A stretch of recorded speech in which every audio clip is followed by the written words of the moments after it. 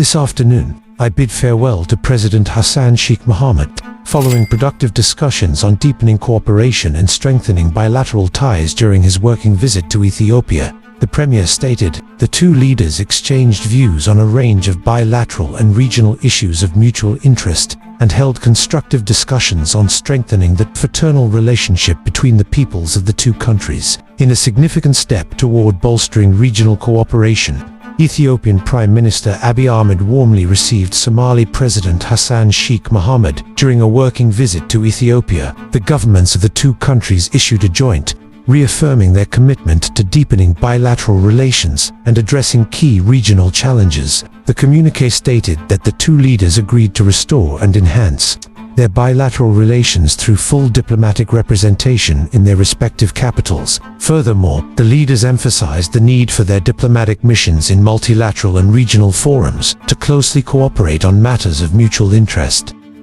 The leaders reaffirmed that the stability of the region requires strong cooperation between the two countries based on mutual trust, confidence and respect.